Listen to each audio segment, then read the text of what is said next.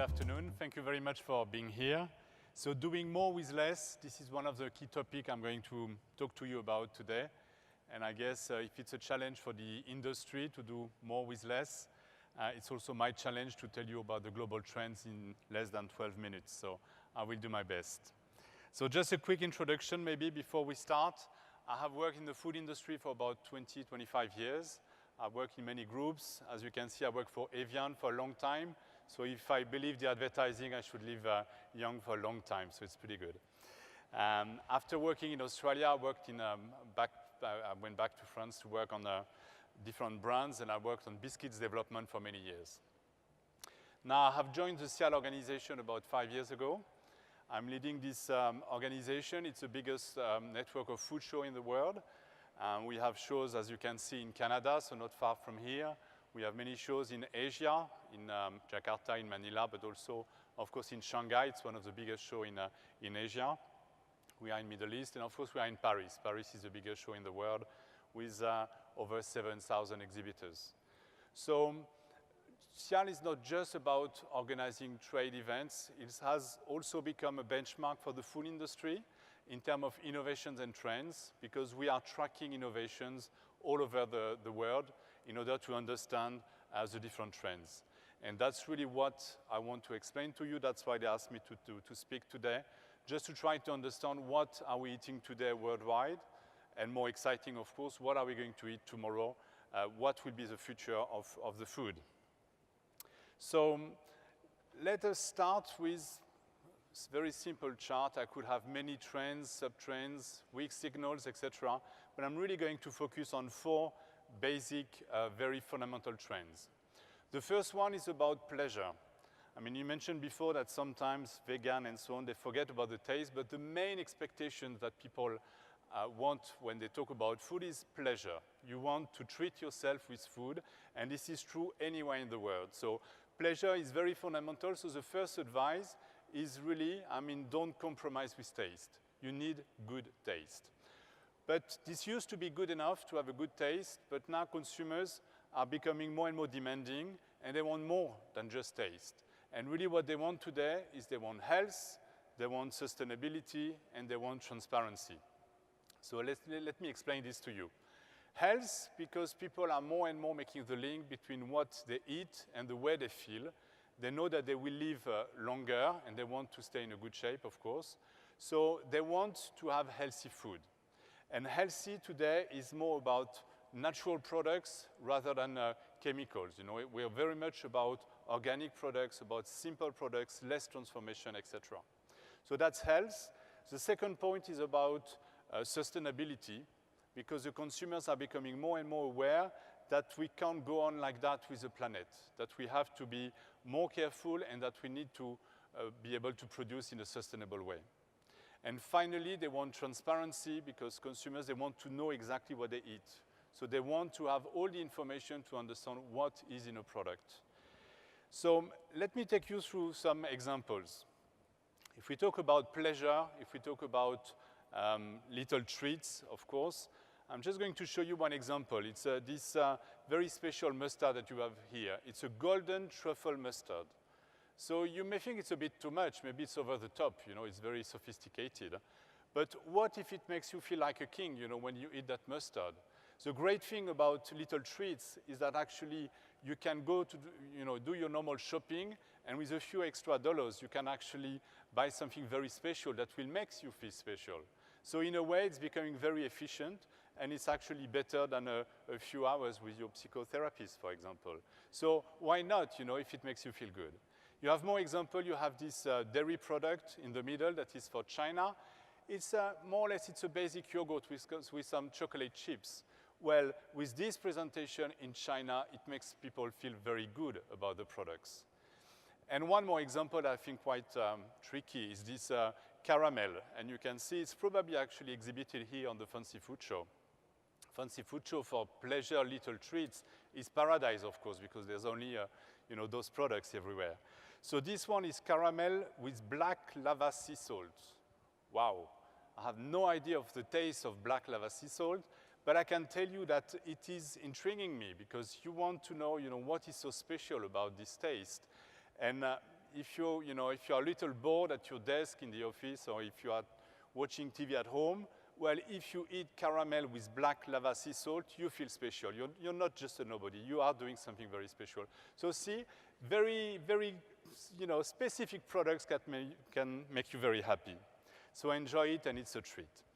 So if we go now to more the health side, if the charts are, yeah, move on.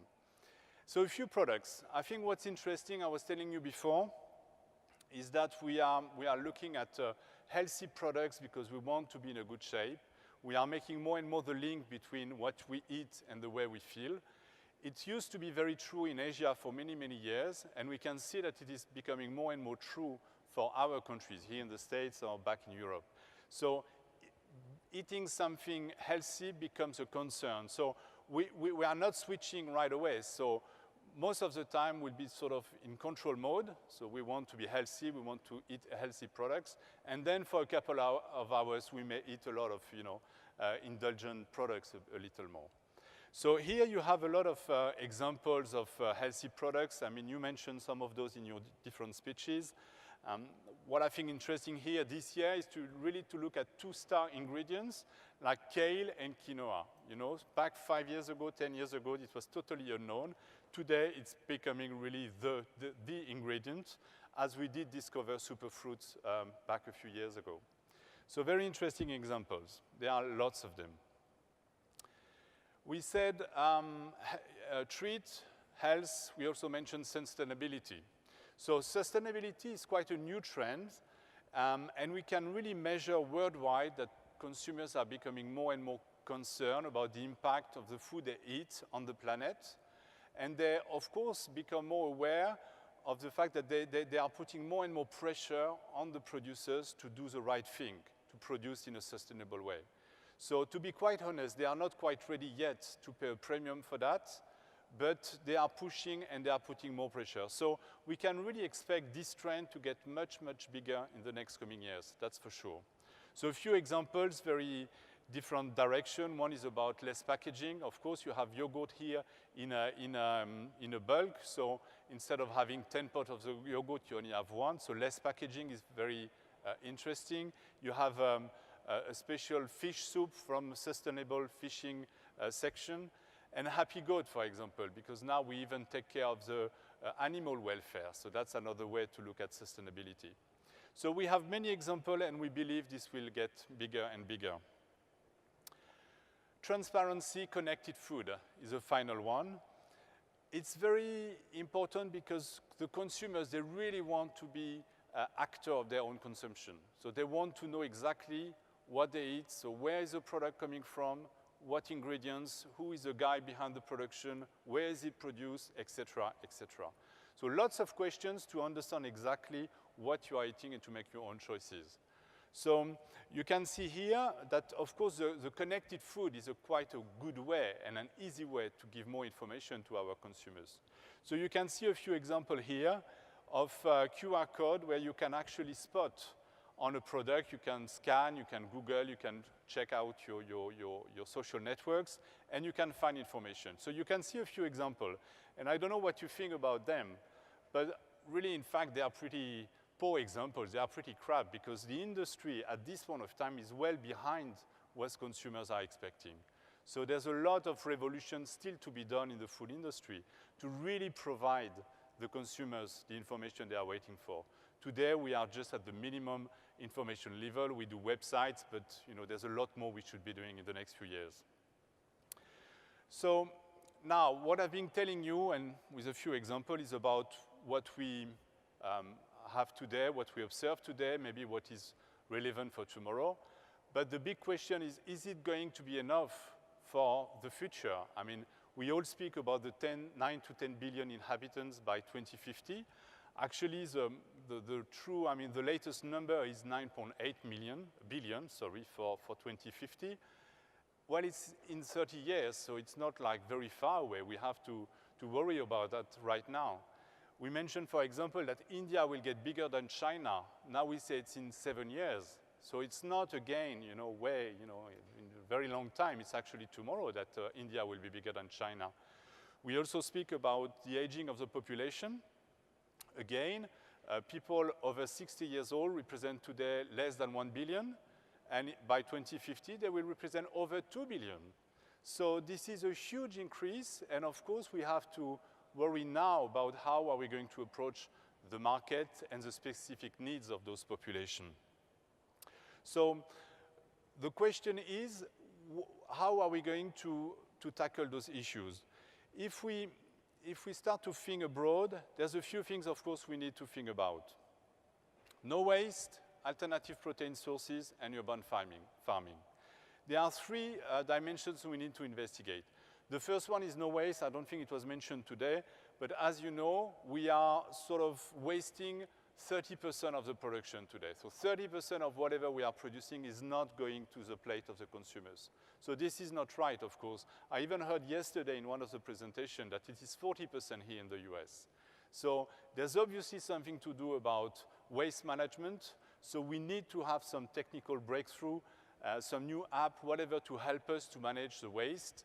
And it has to be managed from a farming point of view, from a transport point of view, at the supermarket level, in your fridge, etc., etc. So waste is, of course, one big area of work for the next coming years.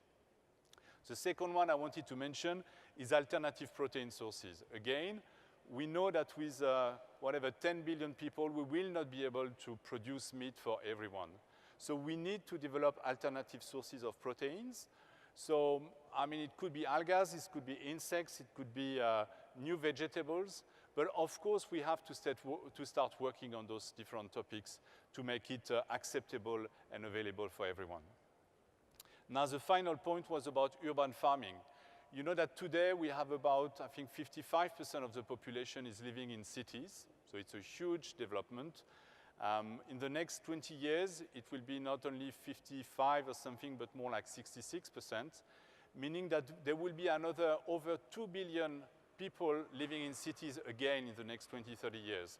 So we have to imagine new ways of producing in order to get closer to the plate.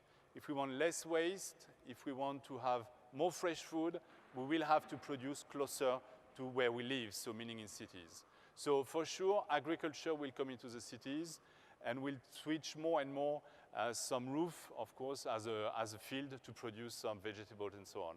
So we have some great inspiring examples already in the States. We have some very good ones in Southeast Asia. And in the future, there will be a lot more of that urban farming. So just as a conclusion, let's remind that what we want is we want to have food for everyone. So we have to find solutions to feed the 10 billion people. But we have to have the food with a tasty food. Health is, I mean, the taste, the flavor is the #1 requirement of consumers. But it has to be healthy, it has to be sustainable, and it has to be very transparent so people know exactly what they are eating. Thank you very much.